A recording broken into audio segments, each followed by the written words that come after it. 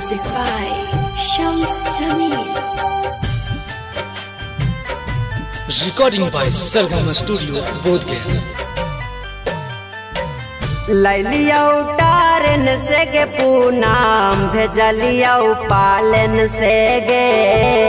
लैलिया उतारन से गे पूनाम भेजलिया पालन से गे जहाजियों पर बैठ गेनी मुके सवे के दिन से गे जहाजियों पर बैठ गेनी मुके सवे के दिन से गे जहाजियों पर बैठ गेनी।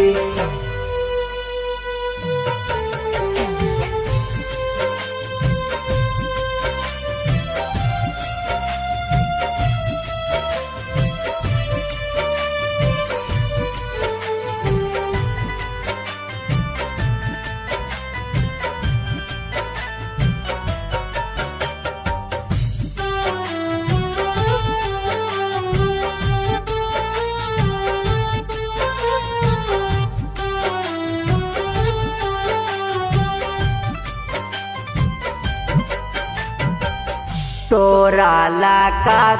नहीं कैलिया जाता नावागे मिलते भातार हमके कहीं बेगानावागे तोरा ला का नहीं कैलिया जाता नावागे मिलते भातार हमके कहीं बेगानावागे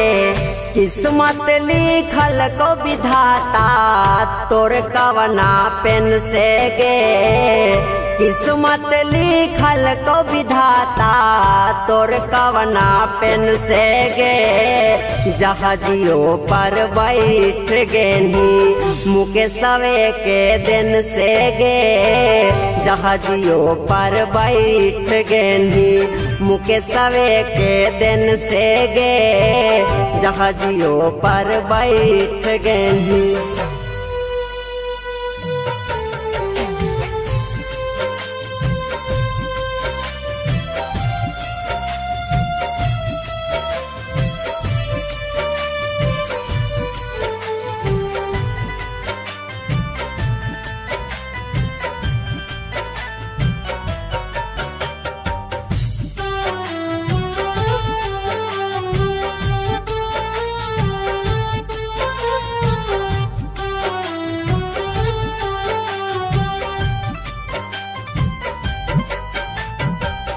हो गे लौहा मारा से लागे बड़का भूल गे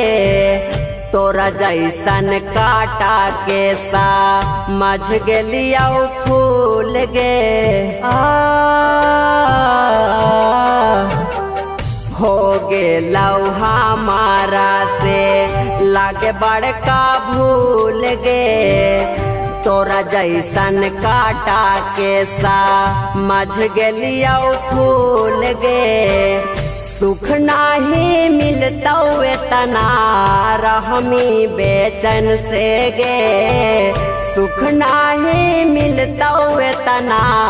रहमी बेचन से गे जहाजियों पर बैठ गेनी मुके सवे के दिन से गे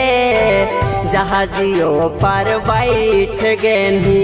मुके सवे के दिन से गे जहाजियों पर बैठ गेनी।